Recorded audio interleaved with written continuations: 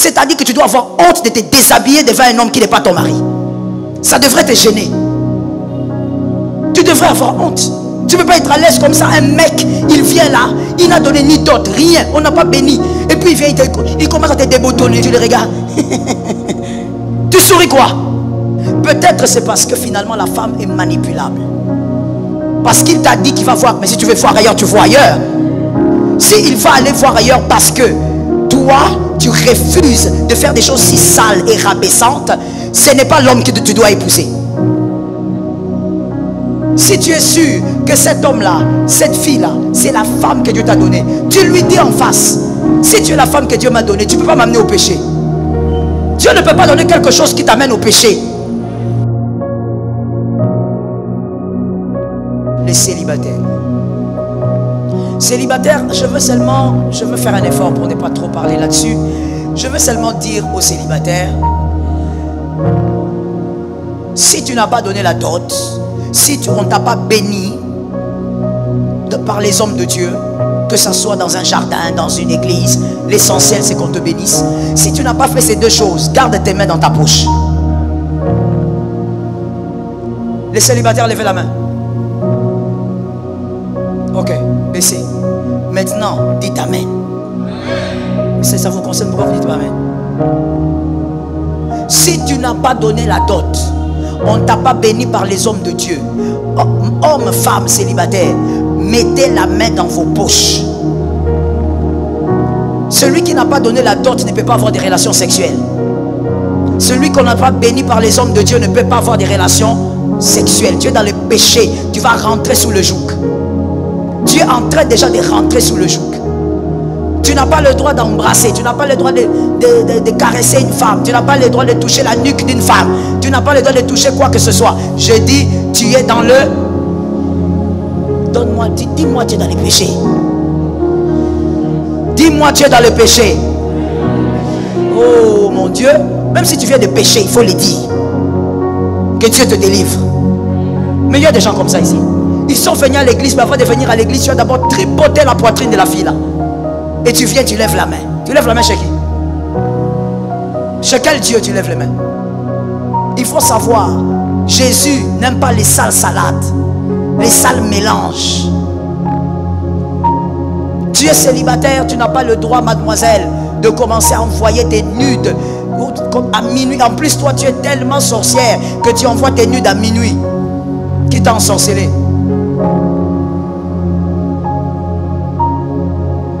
Le monsieur là, je ne peux même pas l'appeler ton fiancé. Parce qu'un fiancé, c'est une personne avec qui la famille est au courant. La famille connaît l'histoire. La famille a accepté que oui, évoluer ensemble. Et donc toute la famille, même si on vous voit quelque part, on sait que vous êtes ensemble, mais vous n'avez pas encore doté. C'est celui-là le fiancé. Mais toi, ce n'est pas un fiancé. C'est un... Je cherche le nom. C'est un avenir. Tellement que tu as cherché tous les mots pour combler ton péché, tu n'as pas trouvé, c'est un avenir. Aujourd'hui, on a même d'autres termes, proposant. Je ne sais pas d'où ça vient. Proposant. Tu en as combien? Des proposants. Parce que proposant, on peut en avoir même 15. On n'est pas en relation. Proposant, il te propose. On peut te proposer même en sortant de l'église ici. Tu montes dans les taxis, on te propose encore. Tu ne peux pas avoir des relations sexuelles avec quelqu'un qui n'a pas doté et on n'a pas béni par les hommes de Dieu. Vous êtes dans les péchés, vous rentrez sous le joug. Les 1 mois de prière qu'on a fait pour vous, c'est tombé dans l'eau. Je dis une chose, embrasser c'est la sexualité. Si on t'avait dit par quelqu'un que embrasser c'est pas la sexualité et que ce n'est pas un péché, parce qu'il faut comprendre la définition du péché. Le péché c'est la transgression à la loi. C'est ça un péché. Quand tu transgresses la loi, c'est ce qu'on dit, tu tombes dans le péché. On va lire 1 Corinthiens 6, 18. 1 Corinthiens 6, 18. À la gauche ici, vous allez lire ça. C'est vous qui allez lire. 1 Corinthiens 6, 18. Donc trouvez le verset. Si vous avez trouvé, dites-moi que vous avez trouvé. 1 Corinthiens 6, 18. Vous l'avez trouvé? On y va alors. 1, 2, 3. 1, 2, 3. Allez-y. 1, 2, 3.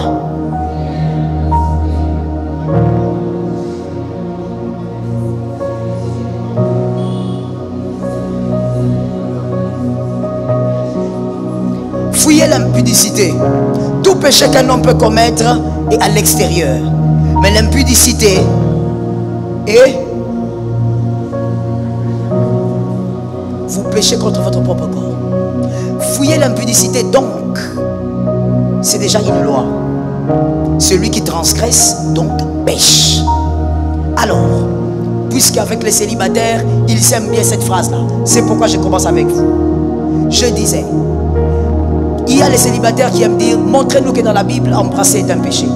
Moi, je vais seulement vous dire des choses de manière simple. La Bible dit fouiller l'impudicité.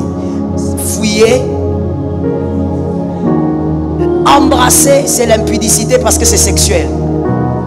Qui n'est pas d'accord? Tu n'es pas d'accord parce que tu n'as pas envie de lever la main ou tu es convaincu? Parce que je peux te démontrer ça tout de suite ici. Moi, j'aime les démonstrations. Je prends une fille là-bas, je vous dis embrassez-vous ici. Si c'est seulement une salutation d'amour, une salutation entre frères et sœurs, embrassez-vous.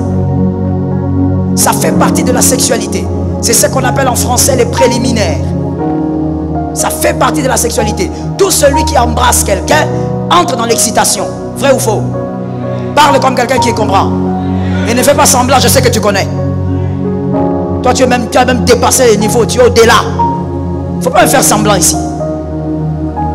Tout celui qui embrasse quelqu'un, en tout cas quelqu'un de normal, d'équilibré, celui qui se met à embrasser un homme, une femme, entre dans l'excitation. Comment tu dis que ce n'est pas la sexualité? J'avais dit que je ne fais pas des mineurs. J'avais demandé que les enfants ne viennent pas. Toutes les femmes qui ont des enfants tout petits, allez là de l'autre côté. Parce que le service d'accueil, j'ai l'impression qu'ils ne savent pas faire le travail. Allez là-bas. S'il vous plaît. Il ne faut jamais se dire que les enfants n'entendent pas. Jamais. Il y a des enfants qui ont été détruits par les esprits à 3 ans. Parce qu'ils ont entendu des choses qu'il ne fallait pas entendre à leur âge. Amenez-les là-bas s'il vous plaît. Amenez-les là-bas. Merci. Allez avec eux vers les toilettes. Merci. Tu ne peux pas dire monsieur. Tu ne peux pas te contenter des phrases qui te plaisent. Rentre dans la parole de Dieu. Jeune homme, jeune fille, tu as fait 1 mois dans la présence de Dieu. Voilà pourquoi il était temps qu'on parle de ça à la dernière semaine. Tu as fait autant de temps dans la présence de Dieu. Tu as brisé, tu as envoyé les feux, tu as déraciné. Mais tu vas rentrer. Tu vas rentrer sur le joug. Parce que toi, tu n'as pas encore compris qu'embrasser cette fille-là, c'est la sexualité, c'est un péché. Le diable va te récupérer. Tu te contentes à dire, il n'y a pas eu pénétration. Il n'y a pas eu pénétration. De quoi tu parles? Quand tu excites, quand tu embrasses une femme, monsieur, je parle au monsieur, donnez des amens. Célibataire, monsieur, donnez des amens. Quand tu embrasses une femme, monsieur, tu embrasses pendant même combien de minutes on met? Combien? Les professionnels sont là-bas. Il a dit 30 minutes. 30 minutes, papa. Tu es sorcier? C'est pas possible. 30 minutes d'embrassade. Heavenly God, Father in heaven. Si tu embrasses une femme pendant 3 secondes, 4 secondes, ou même 5, ton pantalon est toujours bien. Il ne faut pas regarder en bas, c'est moi qui prêche ici. C'est pourquoi on a demandé aux enfants de ne pas venir. Parlons-en, parce qu'il y a des gens qui ne comprennent pas que lorsque tu pêches, tu banalises le péché sexuel. Tu vas rentrer là-bas. Et l'apôtre Paul dit clairement, tous les péchés que vous faites, mentir, voler, hypocrisie, voler l'argent de l'État, tout ça, c'est en dehors du corps. Une manière de dire que le péché sexuel est grave. Ça te condamne. Toi tu dis que ce n'est pas le sexe. Ce n'est pas le sexe. Maintenant pourquoi quand tu embrasses là, ton pantalon n'est plus calme? Comme s'il y avait le volcan dedans. Pourquoi? Ce n'est pas le sexe. Tu devrais être calme comme quelqu'un qui va au ciel. Tu n'es pas calme. Pourquoi? Parce que c'est le processus, ce sont les préliminaires. Ça vous amène au péché sexuel. Il faut arrêter de réfléchir comme... Même les païens ne réfléchissent pas comme ça. Parce que même si je fais entrer un païen, un vrai, et quelqu'un même qui me dit, moi je n'aime pas les églises, je lui donne le micro, je lui demande, est-ce qu'embrasser c'est la sexualité? Il va me dire oui. Mais vous les chrétiens, comme vous voulez vous plaire dans le mal, comme vous voulez satisfaire les désirs de la chair, vous commencez à trouver des versets, vous cherchez des versets diaboliques. Montrez-nous dans la Bible. Mais voilà, je te montre dans la Bible que c'est l'impudicité. Beaucoup de célibataires après des mois de prière, et vous vous posez la question, mais pourquoi dans les églises les jeunes filles tombent beaucoup? Mais elles tombent beaucoup parce qu'elles se font tripoter. Elles rentrent sous les jougs tout le temps. Est-ce que je peux parler?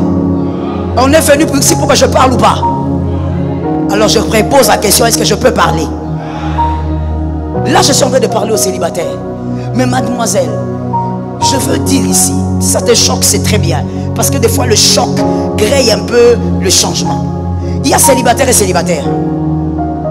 C'est-à-dire, une fille de 15 ans, elle est célibataire ou pas? Oui? Oui. Et puis elle est mineure. Une fille de 20 ans qui n'est pas mariée, elle est célibataire. Mais toi maintenant, quand tu commences déjà à aller à l'âge de Jésus, tu commences déjà à 30 ans. Maman, tu es une célibataire compliquée. Ça veut dire que tu dois te respecter même. 30 ans au-dessus, tu es une célibataire compliquée. C'est-à-dire que tu dois avoir honte de te déshabiller devant un homme qui n'est pas ton mari. Ça devrait te gêner. Que tu enlèves les habits comme ça, on voit ta poitrine, tout ça. Tu as déjà 35 ans. C'est compliqué à cet âge-là. Tu devrais avoir honte. Tu ne peux pas être à l'aise comme ça. Un mec, il vient là, il n'a donné ni dot, rien. On n'a pas béni. Et puis il vient, il commence à te déboutonner. Et toi, tu as plus de 35 ans, tu le regardes. Tu souris quoi? Tu devrais avoir la colère spirituelle. Donne-moi un amen normal. Il ne faut pas faire semblant. Tu devrais avoir une colère spirituelle. Que comment moi j'ai 30 ans et plus, les hommes veulent seulement me toucher, tripoter. Est-ce qu'ils ne peuvent pas m'épouser? Tu ne peux pas être à l'aise dans ça. Et puis quand vous terminez, tu t'habilles aussi comme une petite fille de 15 ans. Tu récupères les habits. À ton âge, vous savez, certains péchés, hein, il ne faut même pas demander au Seigneur. Il faut toi-même, tu regardes ton âge, tu refuses. J'entends 3 amens. Certains péchés, il ne faut même pas regarder, oh, il est écrit. Non, toi-même tu regardes à cet âge ici. À cet âge ici, que je commence à me faire déshabiller par un monsieur. Non, Seigneur, quel est mon mal vraiment? Pourquoi moi on ne me pousse pas? À moins que tu décides de rester sans te marier. Parce que de toutes les manières, la Bible aussi n'interdit pas de rester célibataire. Ce n'est pas un péché. L'apôtre Paul dit, si tu ne veux pas te marier, ne te marie pas. Mais ne brûle pas en enfer. Alors laisse les sexes ailleurs. Reste droite et ne te marie pas. Ce n'est pas mauvais. Tout le monde n'est pas appelé à se marier. Mais tu ne peux pas commencer à te déshabiller à cet âge-là. Et cet homme-là aussi te déshabille. À un certain âge, c'est pas pour rien que Jésus a dit à Marie, il dit, femme, mon heure, je veux que tu le dises, ton frère ne connaît pas qu'il entende. Mon heure, c'est une manière de dire, dans la vie, chaque étape doit avoir ses fruits. Quand il dit mon heure, c'est-à-dire le temps de mon ministère. Chaque étape de la vie, chaque âge dans la vie, on ne doit pas, je ne dis pas qu'on doit faire les choses tous au même moment ou exactement au même âge. Ce n'est pas ce que j'ai dit. Mais j'ai dit seulement qu'à un moment donné, quand tu n'es plus ado, quand tu n'es plus préadolescent, quand tu deviens majeur, il y a des choses que tu dois vivre, tu ne dois pas vivre dans l'impudicité. Est-ce que quelqu'un m'entend bien? Vous savez, pour certaines personnes qui travaillent même dans les hôtels, hein, quand ils te voient sortir avec l'âge que tu as, un frère, toute la barbe que tu as, ils te voient sortir à l'hôtel. Même les gens qui travaillent à l'hôtel secouent la tête. À ton âge, tu ne peux pas sortir de l'hôtel. Tu devrais sortir de ta maison. À ton âge, tu dois sortir de ta maison. Monsieur, à ton âge, vraiment, tu te caches pour toucher une femme. Non, certaines choses, il faut que ton cerveau rentre en place. Tu te dis, ce n'est pas normal. L'impudicité ramène beaucoup de célibataires sous le joug. Arrêtez aussi de commettre des impudicités virtuelles. Arrêtez. Le téléphone là, ça peut te servir à communiquer, mais ça peut aussi t'instruire. Au lieu que ça t'instruise, toi tu utilises ça maintenant pour des rapports sexuels virtuels. Mademoiselle, toi tu habites Pigeon, mais ta nudité est déjà arrivée à Ndjili. Ce qui quitte ton téléphone vers un autre n'est plus sous ton contrôle. Le monde d'aujourd'hui, c'est une grosse naïveté que de prendre ta nudité et d'envoyer ça par texto. Parce que tu ne sais pas là où ça va atterrir. Ça peut même atterrir dans les téléphones de ton papa. Aujourd'hui, tu prends le téléphone. Tu es en train d'avoir des relations sexuelles virtuelles avec ce monsieur-là, cet homme marié-là, avec ces célibataires. Vous êtes là en train de vous dire des choses. L'heure de la nuit, comme on l'a enseigné, je crois le lundi ou je ne sais plus. Comme on l'a enseigné, on a dit c'est la porte des bénédictions. Mais non, ma soeur, toi tu ne dors pas comme un hibou. Tu es réveillé. Pourquoi? Pour faire des choses sales. Sors de l'impudicité. Je disais, sors de l'impudicité. La nuit, c'est l'heure du sommeil et de la prière. Et de la méditation aussi, si vous voulez. Tu ne peux pas utiliser ton téléphone pour envoyer. Et puis, vous savez ce qui m'a toujours choqué. En tout cas, j'ai essayé de faire des analyses dessus. J'ai observé à plusieurs endroits, dans plusieurs pays différents. Je ne sais pas pourquoi, mais s'il vous plaît, c'est moi qui enseigne. Mais pour ça, je vais vous demander de me répondre. J'ai besoin d'une réponse. Parce que malgré mes analyses, je n'ai pas eu la réponse. Pourquoi est-ce que par rapport aux photos des nudes, pourquoi ce sont les femmes qui en voient plus? C'était une question. Tu vas regarder dans les téléphones d'un homme, plein de photos de nudes de sa soi-disant copine là. Elle a envoyé tout, même les mollets, elle envoie. Comme si on ne connaît pas ses mollets. Elle envoie tout, même les choses les plus horribles. Et puis, ça me dépasse. Hein. Un pays comme le nôtre, il y a beaucoup de délestage. À certains endroits même, il n'y a pas le courant. Mais elle allume la bougie. Pour qu'on voie bien, que ce soit visible, elle prend le temps d'allumer la bougie. Maintenant, je rentre à ma question. On va regarder dans le téléphone de ce gars. On va voir plein de photos de nudité. Toutes les parties. Comme si on t'a découpé comme le poulet. Maintenant, pourquoi dans ton téléphone, mademoiselle, pourquoi il n'y a pas beaucoup de photos de nudité de ces garçons? Pourquoi les hommes n'envoient pas? Ils envoient. Mais les hommes n'envoient pas les nudes comme les femmes. Pourquoi?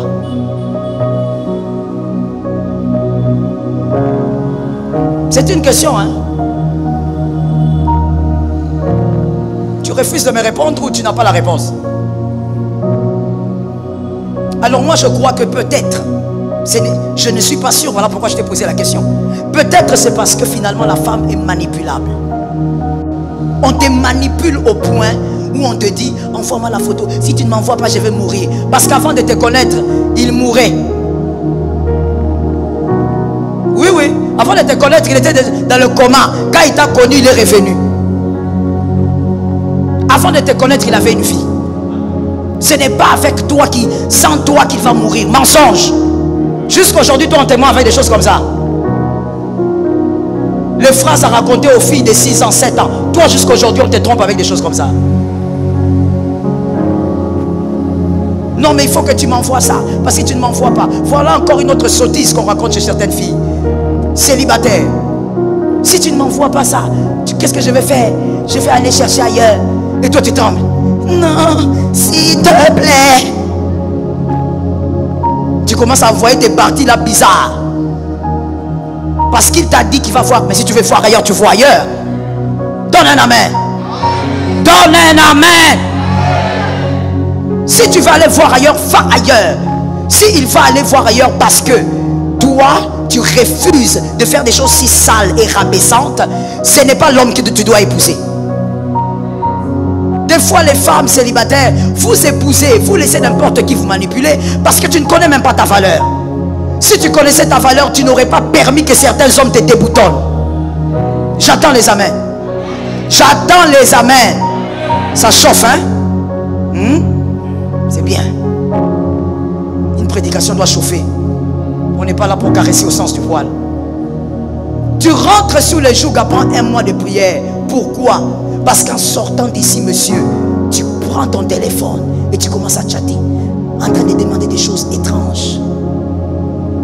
Jésus est bon, hein? Parce que nous sommes au temps de la grâce. Sinon, fire. On brûle et ton téléphone et tes doigts. Tu rentres sous le joug. Tu rentres dans le mal. Oh, je suis libre. Oui, tu es libre au nom de Jésus. Mais tu es rentré dans quoi? Que Jésus te donne la victoire. Dis à un frère qui est à tes côtés, sortons du mal. Sortons du mal. J'attends que tu localises quelqu'un d'autre. Dis-lui, sortons du mal. Il y a des choses avec lesquelles dans la vie, mon frère, ma soeur, on ne négocie pas. Ça t'amène à la destruction, tu coupes ça. C'est comme ça que la Bible dit, si ta main t'amène au péché, tes yeux t'amènent au péché, arrache. La parole veut simplement dire, quand il y a quelque chose qui est toxique pour ta vie spirituelle, come on, sépare-toi. Si tu es sûr que cet homme-là, cette fille-là, c'est la femme que Dieu t'a donnée, tu lui dis en face, si tu es la femme que Dieu m'a donnée, tu ne peux pas m'amener au péché. Dieu ne peut pas donner quelque chose qui t'amène au péché. Si tu es donc la femme que Dieu m'a donnée, toi et moi, nous allons apprendre à nous compter. C'est tout. Et je l'ai déjà dit plusieurs fois, je pense. C'est pour ça que aujourd'hui, les mariages d'aujourd'hui, praise the Lord, Dieu m'a délivré des fêtes. Moi, je ne fais pas dans les fêtes des mariages. Donc, quand tu vas te marier, il ne faut pas attendre que je vienne. Hein. Je n'y fais pas. Parce que dans les fêtes des mariages aujourd'hui, les jeunes qui se marient, hein, Gerlin, les jeunes qui se marient, ils vont dans la fête. Depuis que vous êtes dans la fête, ça c'est l'homme et la femme. Hein. Et puis ils mettent ça sur les réseaux. Quand ils dansent, il est 23h. Minuit, je ne sais même pas pourquoi on fait ça ici à Kinshasa. On mange à minuit. Minuit, tout le monde va manger comme des sorciers. Qui sait s'il y a la sorcellerie dans cette nourriture-là? On ne sait pas. Mais écoutez, je vous dis, nous sommes, peut-être que dans les provinces on ne fait pas ça, je ne sais pas. Mais à Kinshasa, nous sommes parmi les rares capitales où on mange les fêtes. On mange à minuit. Ça ne se fait nulle part. Ailleurs, ça ne se fait pas. La fête commence même à 15h, à 16h, les gens mangent. Il faut éviter l'indigestion. Mais chez nous, à minuit, comme des sorciers. Et puis tu es là. Frère, donne-moi ton... Vous n'avez pas de carnet, il faut avoir les carnets. Papa, donnez-moi votre carnet. Vous êtes là en train d'aller... La file pour aller manger. C'est l'assiette. Et des fois, il y a des mamans étranges. J'ai localisé ces mamans-là. C'est toujours des mamans. Aux autres, reste sur la file. La nourriture est là-bas, ça ne va pas fouiller. Mais souvent, ce sont les mamans. Elles te collent comme ça derrière, comme ça, pour te pousser. Minuit, vous allez manger. Et quand elle va arriver là-bas, la montagne de Kilimandjaro qu'il y aura sur son assiette, tu vas te demander, elle va finir? Elle va finir. Zorobabel. Les lecteurs de la Bible ont entendu. Zorobabel, grande montagne, tu seras plané.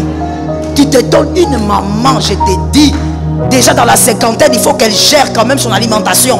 Non? Montagne. Et dans cette montagne-là, il y a la boule dedans. Minuit, quelle salade? Pondou. Minuit,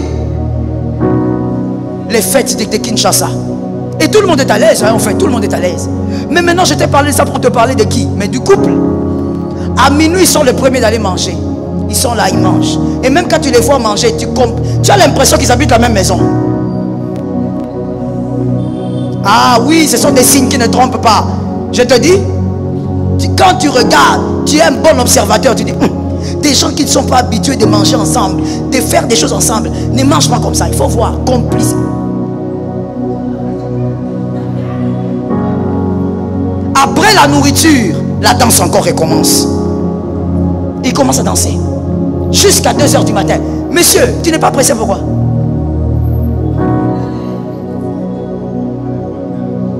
Tu n'es pas pressé. Tu n'es pas pressé, monsieur. Oh mon Dieu, la belle époque est partie. La belle époque est passée.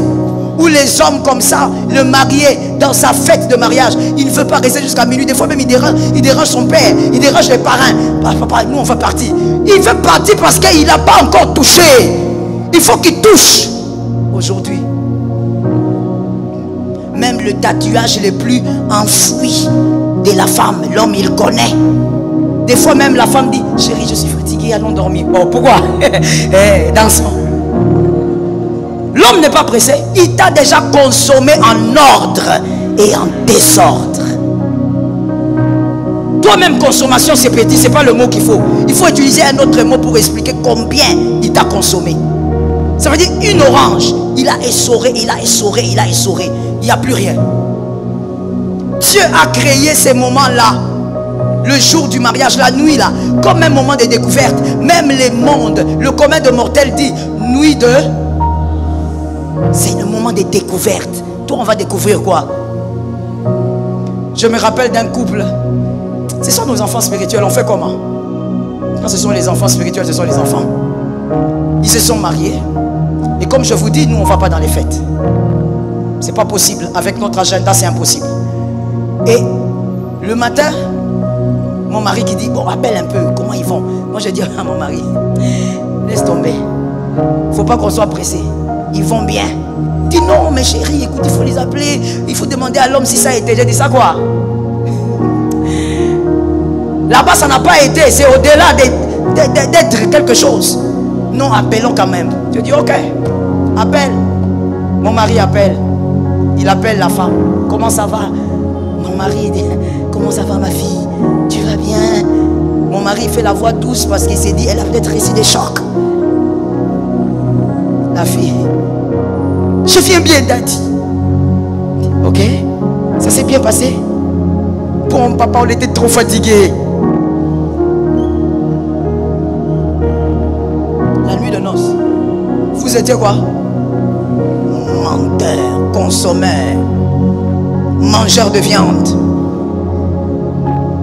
Un homme qui n'a jamais touché sa femme, sa fiancée, ne peut pas dire on était fatigué. Une femme qui s'est contenue, elle a attendu l'homme qu'elle aime. Elle ne peut pas dire on était fatigué. Même rapide, ils vont faire.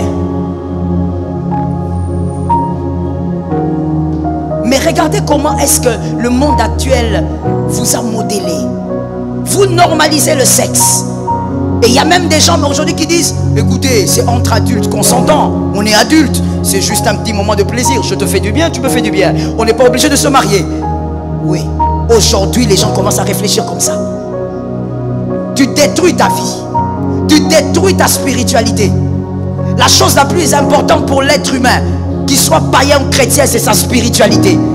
Tu détruis ta spiritualité. Rentre au nom de Jésus. Je dis rentre au nom de Jésus.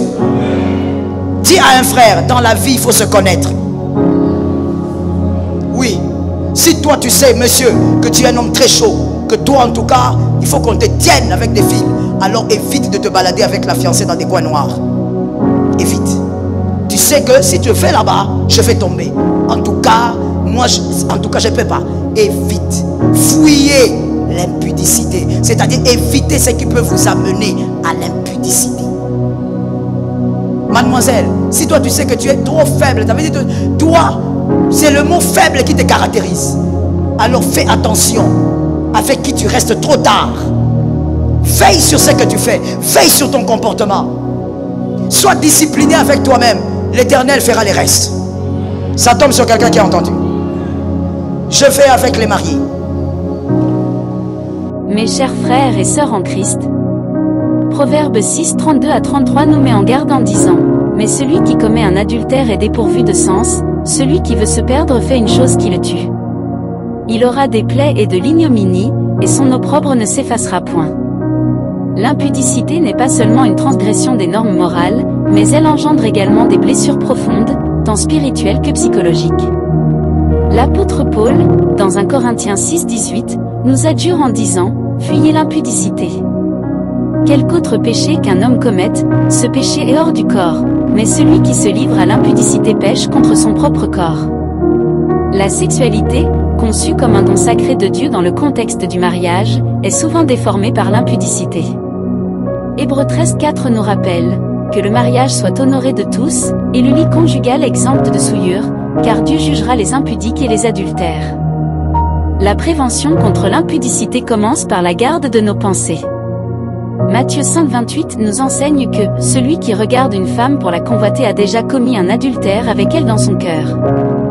Cela souligne l'importance de prendre captive toute pensée qui s'élève contre la volonté de Dieu. L'apôtre Paul nous donne des conseils pratiques dans Galates 5:16, « Marchez selon l'esprit, et vous n'accomplirez pas les désirs de la chair ». En cultivant une vie guidée par l'Esprit Saint, nous sommes mieux équipés pour résister aux tentations de l'impudicité. En conclusion, mes frères et sœurs, la Bible est claire sur les dangers de l'impudicité. C'est un appel à la prudence, à la fuite de la tentation, et à la préservation du don sacré de la sexualité dans le cadre du mariage. Puissions-nous nous tourner vers Dieu pour obtenir la force nécessaire, nous rappelant que dans la pureté, nous trouvons la véritable liberté et la bénédiction divine. Amen.